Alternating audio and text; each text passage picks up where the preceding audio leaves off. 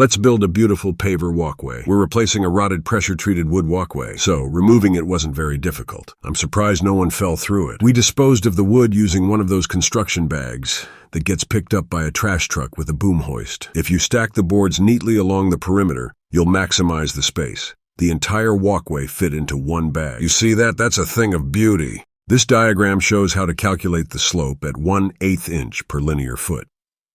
The first section we're installing is 24 feet long. Now, let's determine the layout and what slope to give the walkway.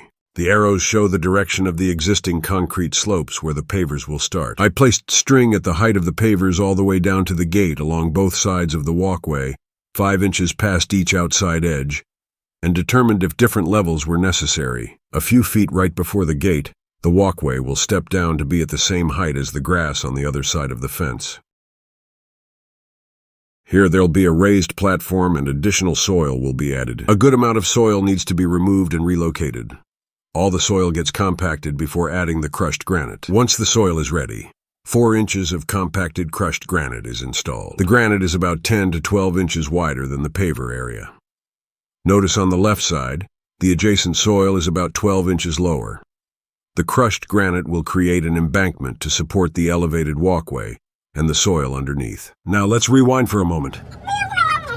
The paver slope is going to shift directions from the starting point down towards the 24 feet mark and will be away from the house. These wood forms I see? Who does this? Where are the pipes? I've installed all types of wood forms in the past 30+ years and came up with this method for installing pavers.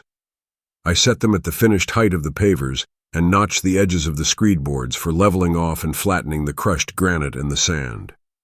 You'll see my method is different from others, but it works very well.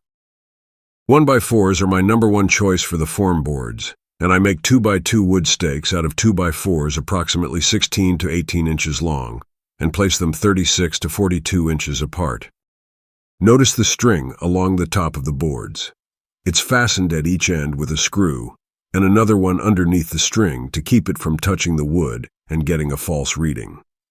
The string is also pulled very tight to minimize sagging. The forms are installed all the way to the end before the step-down area. This diagram shows how much space is needed for the crushed granite, sand, and pavers. The black line towards the bottom of the form is where the top of the crushed granite will be. It's a great guide as you're adding material. The bump out in the formwork is where the raised platform will start. Let's compact some crushed granite. First, I'm going to even out the granite with a concrete rake. I compact the crushed granite with a handheld tamper, while overlapping the previously compacted row about halfway. You don't want to pour more than about 2 inches of the granite at a time, so it can be compacted properly.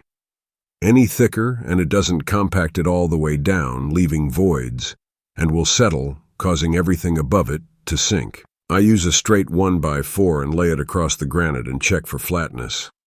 If it's high, I'll scrape the excess away or add a bit if it's low. This diagram shows what I'm referring to. This is the end of part 1. Come back for part 2, installing the sand, how to make and use a screed board, cutting and laying the pavers, building the platform, step down, and much more. Thank you for watching. Please subscribe, hit the like button, share, and leave a comment.